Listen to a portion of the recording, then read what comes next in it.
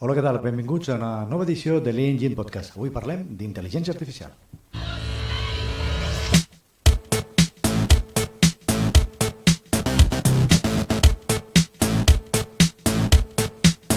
Doncs arriba el moment de parlar d'intel·ligència artificial i per això tenim amb nosaltres el Martín. Hola Martín, què tal? Hola, Benvinguts. què tal, Xavi? El Martín Longobuco, que és de C4IoT, ho dic bé, Quasi perfecte. i enginyer, i també col·laborador, ja l'heu vist alguna vegada més amb el nostre programa. Martín, avui parlem d'intel·ligència artificial. Fascinant. Ostres, és superinteressant. Super. Jo crec que el primer que hem de fer és intentar explicar què és la intel·ligència artificial així amb 4 paraules bàsiques i claus. Bueno, si agaféssim una idea molt senzilla del que és la intel·ligència artificial, podríem dir que és una nova manera de programar els ordinadors. És a dir, fins ara què fèiem? Agafàvem l'ordinador, ficàvem un programari dintre i s'anava executant pas a pas. Però l'ordinador feia exactament això que volíem que fes. Si en un moment donat, mentre fèiem servir el programa, hi havia una excepció que nosaltres no havíem contemplat, doncs aquest programa s'havia de modificar i s'havia d'actualitzar. Quina diferència hi ha amb la intel·ligència artificial? Que es poden programar els ordinadors i aquests ordinadors, amb aquest software, amb aquests algoritmes, amb aquests models, poden aprendre. I aquesta és la gran diferència. Això és una diferència tan abismal com va ser la diferència entre passar d'un model econòmic agropecuari a un model industrial. I això és degut bàsicament a que tenim més possibilitat de computació, més de fer càlculs, perquè al final quan el tradicional, no, de lo que és la informàtica tradicional, doncs al final feies comparatives, prenies decisions a partir d'una sèrie de dades que tenies. És el mateix multiplicar per 1.000, per milions, o és molt diferent? És a dir, on rau la diferència? Bueno, aquesta és una pregunta molt interessant. De fet, la diferència, bàsicament, és en la capacitat que tenen els computadors de processar una gran quantitat d'informació i computar aquesta informació de manera efectiva i, a més, d'emmagatzemar-la. Això ens ha donat, potser el gran pas, el que ha marcat la gran diferència, és el processament de dades del núvol, i després explicarem per què. No únicament l'emmagatzematge d'aquestes dades, sinó el processament d'aquestes dades. I això va crear aquesta possibilitat. Però pensa que la intel·ligència artificial, Xavi, des dels anys 50 del segle passat, ja existien aquests models, ja s'havien creat els principis teòrics de la intel·ligència artificial, fins i tot s'havien fet algunes cosetes. Al segle passat era molt habitual trobar sistemes experts, que després parlarem, si vols, d'aquests, però ara, amb aquesta gran capacitat de computació i d'emmagatzematge, doncs s'ha aparegut aquesta nova manera de programar, aquesta nova manera d'entendre la capacitat que té un ordinador de resoldre problemes, no? Amb aquest valor afegit tan important que és la possibilitat de que aprengui i de que pugui evolucionar. Quines van ser aquelles primeres aplicacions? És a dir, quan vam dir això ja comença a ser intel·ligència artificial, quines han estat aquestes primeres aplicacions que podem tenir? Sobre els anys 50 es van crear els primers models que es deien d'intel·ligència artificial, però bueno, eren els models que es deien if then, no? I vol dir que si passava alguna cosa llavors s'executava una altra. Exacte. Llavors tot aquest criteri l'havies de ficar tu dintre del programari. Si et deixaves alguna cosa, doncs no funcionava. Llavors aquest sistema eren sistemes que de mica en mica van evolucionar, eren sistemes experts, podem dir, però no tenien aquesta capacitat d'aprenentatge. De cop i volta va començar a crear-se els primers softwares que aplicant uns algoritmes eren capaços d'aprendre i de relacionar les dades d'entrada, processar-les i anar evolucionant dintre d'aquest model. Llavors va començar, podem dir, aquests primers programes d'intel·ligència artificial. El primer que es va fer són sistemes experts. Què seria aquest primer sistema d'experts? Què correspon? Sí. Un exemple, per exemple. Sí, per jugar a l'escac, per dir alguna cosa. Sí. No? I es va fer tan bé que va arribar un moment que va començar a jugar i va tenir aquesta capacitat d'anar evolucionant i va arribar a crear-se un model capaç de fer doncs una partida d'escacs pràcticament perfecta, no? Va guanyar el Karpov, el Kasparov i tota aquesta gent, i es va crear aquests sistemes experts. Després es va aplicar aquests sistemes experts a la medicina, doncs per detectar càncers, tumors, etc. Però encara aquests sistemes tenien aquesta feblesa del processament de les dades, és a dir, encara no tenia aquesta capacitat d'aprenentatge suficientment evolucionada. Per tant, era important també tenir una gran capacitat de computació, una gran capacitat de fer càlculs, que sense això no hauria estat possible, no?, arribar a aquest moment, en el moment de la... No, sense cap dubte. O sigui, ens fa falta aquesta potència de càlcul, però aquesta potència de càlcul, pel que volem fer, encara és molt petita. Per això estem esperant la computació quàntica, que qualsevol dia parlarem d'això, que és una altra cosa absolutament fascinant, de tecnologia, que bueno, és increïble. Hi ha quan les teves formacions, quan parles d'intel·ligència artificial, hi ha un programet d'un savi, em sembla que és un geni, un savi, que t'endevina el pensament. Sí, correcte. Sí. És a dir, et va fent preguntes, no? I a partir d'aquí, sembla que et diu un personatge, no? Sí. Com funcionava això? Aquest és un sistema de seqüències if-then, no? De probabilitats, en aquest cas, si contestes això, doncs això, si no això, tal, i al final, amb aquestes seqüències acaben endivinant exactament el que penses.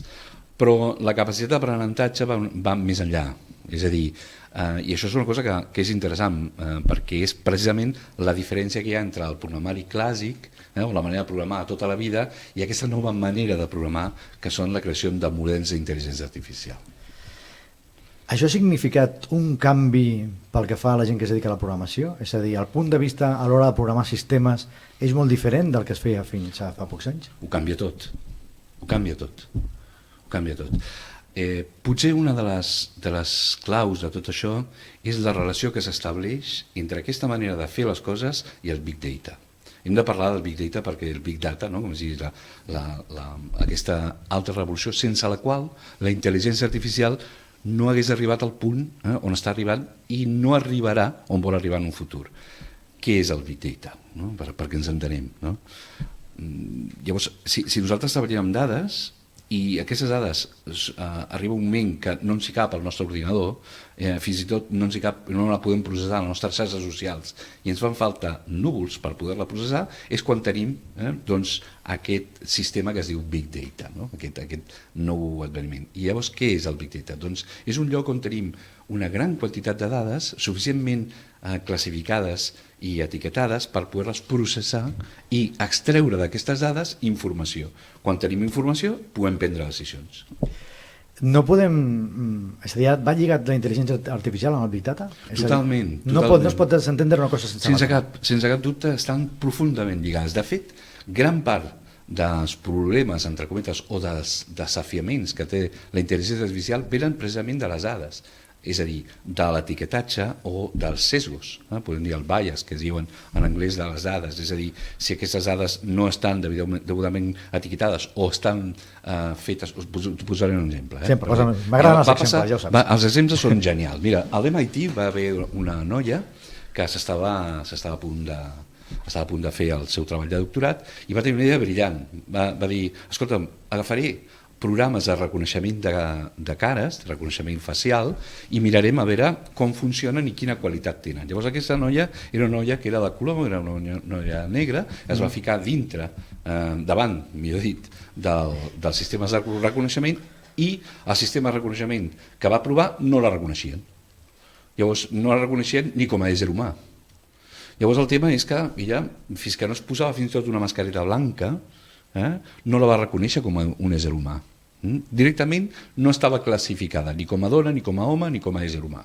Llavors va trobar que això passava molt sovint i el que no tenia és per què, i de cop i volta va pensar que potser era un condicional que havien ficat els programadors perquè eren racistes, i no, pel contrari, el que va passar és que van fer una cosa que es diu un sesgo de dades, és a dir, no van ensinistrar, perquè clar, aquests models requereixen un procés d'aprenentatge, és a dir, i aquest aprenentatge ve d'una base de dades. I venen a partir de les persones, és a dir, correcte, perquè al final li hem de donar la informació a nosaltres. Clar.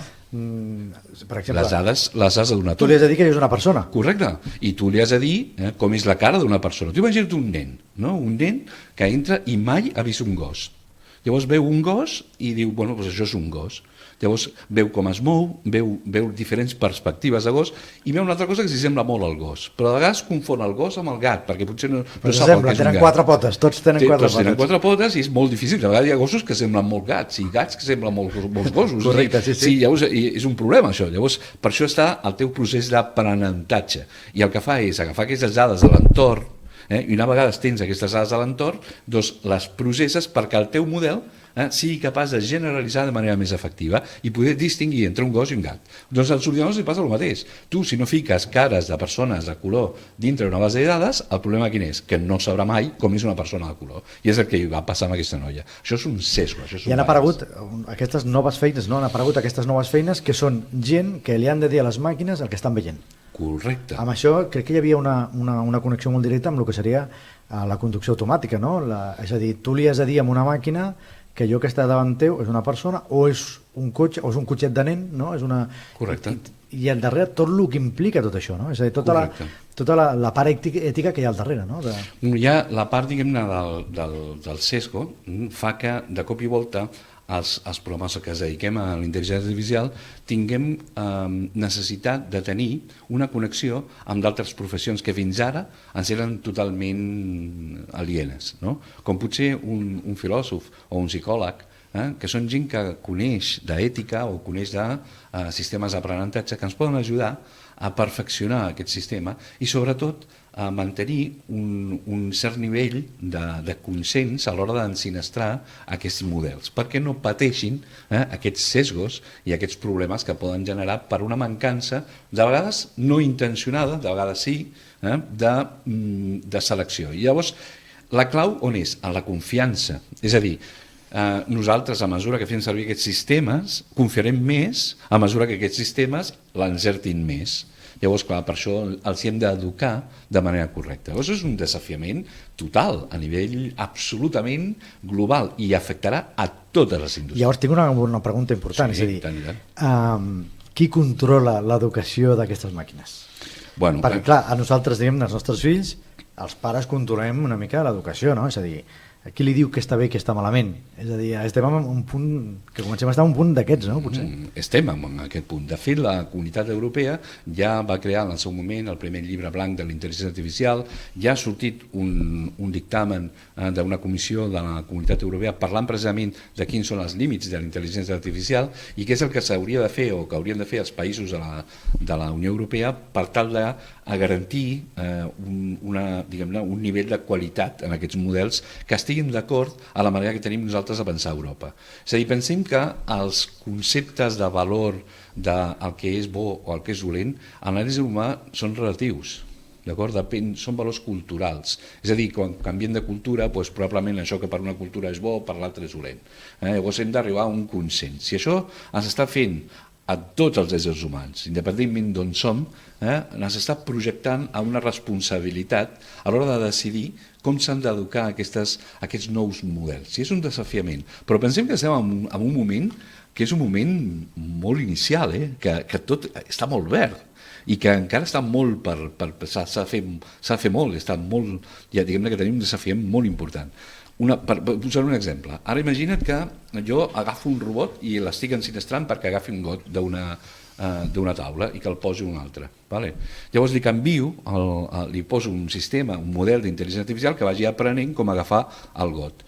Arriba un moment que ell és capaç de fer-ho de manera, podem dir, quasi automàtica. Fins i tot si li canviem de posició al got i li posem una miqueta més amunt, més a baix o tal, ell ja és capaç de crear aquest algoritme perquè ha après com fer-ho. Per ara, si li diem que obri una porta, no sap ni el que és una porta. Llavors, clar, estem en models que encara són molt restrictius, que s'estan ampliant i s'estan començant a barrejar. Això també és veritat, i comencen a connectar-se. Per això hi ha Per tant, hi ha un procés superimportant d'aprenentatge en aquest moment. És a dir, estan començant a aprendre les màquines tots aquests processos. Estem aprenent nosaltres a fer servir el nou programari, per dir-ne, les noves eines que tenim per crear nous models d'intel·ligència artificials, nous algoritmes capaços de fer la feina de manera més efectiva, amb una quantitat de balles, de sesgos més petita, però alhora també ens estem adonant que estem aprenent a ensenyar. Estem, per altra banda, aprenent mentre ensenyem, i alhora aquest procés ha d'intervenir no únicament exclusivament les empreses i els que fem aquesta feina des del punt de vista més de programació, els enginyers que dissenyem tot això, sinó per altra banda jo crec que ha d'intervenir d'una manera molt més efectiva la societat. Per què? Perquè s'han de començar a inferir dintre d'aquests models tot un seguit de valors ètics i de valors morals a l'hora de preparar aquests models. Imagina't si de cop i volta, poso un exemple, imagina't que fem un model que selecciona si a tu se t'hi pot donar un crèdit o no. D'acord? Si de cop i volta el banc et rebutja el crèdit, i a més una cosa que per tu potser et pot canviar la vida, no? I home, a tu t'agradaria saber per què et diuen que no, no? Llavors, i t'agradaria saber quin va ser el criteri que es fa servir per dir-te tant que sí, potser no, però que no és el que més et preocupa. Llavors, per això hem de vigilar molt com es desenvolupen aquests sistemes que permeten, entre altres, escollir quin és el perfil ideal per donar-li un crèdit des del punt de vista del banc i quins són els criteris que es fan servir. Què veurem els propers anys? Què tenim a la cantonada, com si diguéssim?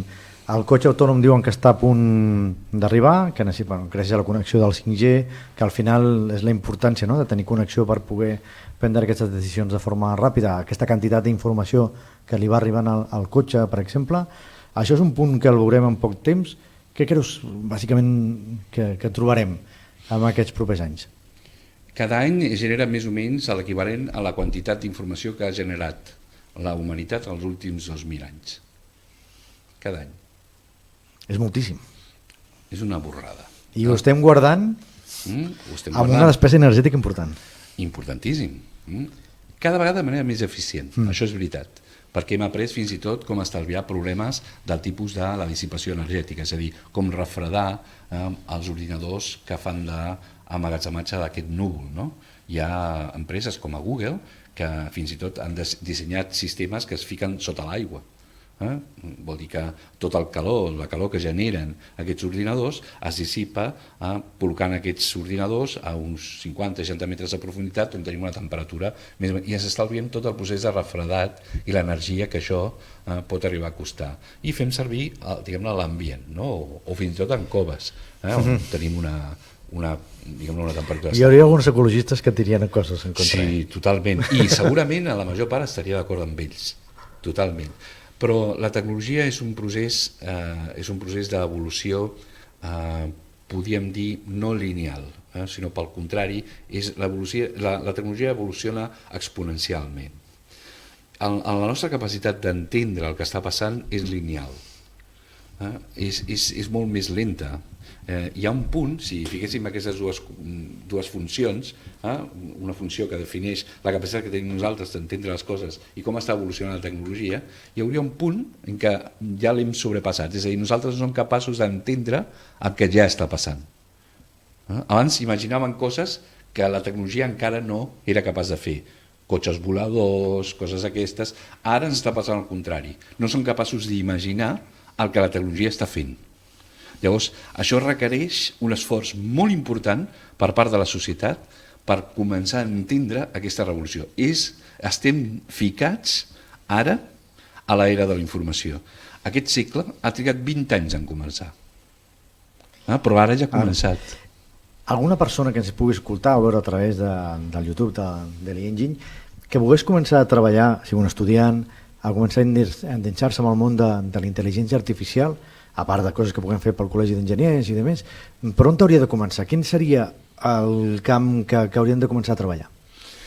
Bueno, ara hi ha unes eines absolutament increïbles a internet que et poden donar una introducció molt bona. Hi ha canals, jo aconsello un que a mi m'ha semblat un dels millors canals que hi ha d'intel·ligència artificial, que es diu .csv. Després posarem els enllaços. Posarem els enllaços. Tant a les plataformes, a l'Spotify, al YouTube, a les plataformes, posarem els enllaços que pugueu accedir. Això el porta un especialista en intel·ligència artificial que es diu Carlos Santana. Llavors ho fa molt bé i fa una introducció molt interessant, sobretot si volem fer aquest primer pas d'introducció genèrica, fins i tot si volem aprofundir una miqueta més.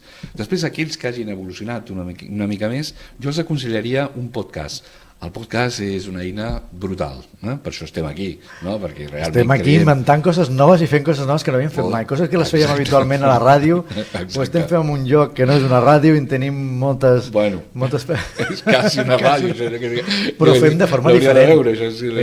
Ho fem de forma diferent, és a dir, la forma que estem fent ara de comunicar és molt diferent, i estem entrant en un món que la gent jove estan entrant molt amb el tema dels podcasts, amb el tema dels Sí, vídeos sí. a YouTube, que abans per nosaltres, jo me'n recordo que jo he fet ràdio molts anys, que per no, és que estem fent uns podcasts, i jo pensava, això què és?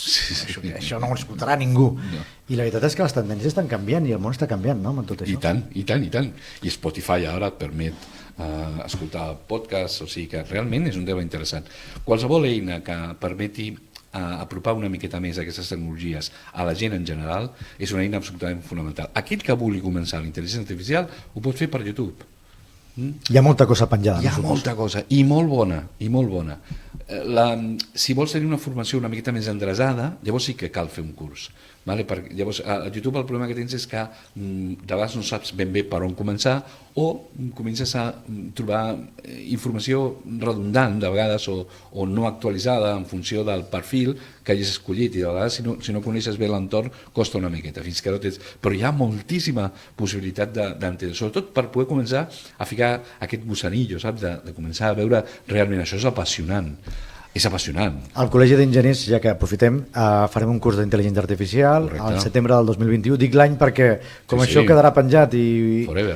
i al Col·legi d'Enginyers Garraf Penedès farem aquest curs d'introducció a la intel·ligència artificial, que quin objectiu tindrà, bàsicament? Pues endreçar una miqueta tot això que pots trobar a YouTube, però fent-ho de manera ordenada perquè el coneixement comenci dels principis més generals a anar pujant i a entendre d'una manera més profunda. És a dir, és un curs llarg, és un curs de 20 hores, és un curs que al final podem tenir una idea molt clara del que és la intel·ligència artificial i sobretot com podem treure profit, tant si som empresaris com si som gent que vol estudiar això. Doncs Martín, ha estat un plaer parlar amb tu d'intel·ligència artificial. Tindrem una segona part, parlarem en un proper programa d'intel·ligència artificial IoT, que és superinteressant. Molt bé. I encantats que estiguis aquí amb nosaltres explicant-nos totes aquestes coses que no coneixem. Martín. El plaer és meu, perquè m'hagin comentat, molt agraït, i espero que a algú li hagi servit tot el que hem dit perquè s'engresqui i comenci amb el tema de la intel·ligència artificial a estudiar-lo. Gràcies, Martín. Plaer. Gràcies. Doncs per la nostra banda res més, sabeu que podeu escoltar aquest podcast a través de Spotify, està també a Google Podcast i amb iVox també el podeu trobar, a part del YouTube, on teniu la versió en vídeo, on es podeu veure, no és que siguem molt guapos, però si teniu interès en veure'ns, doncs, també estem al YouTube. Ens veiem al proper programa. Gràcies, adeu.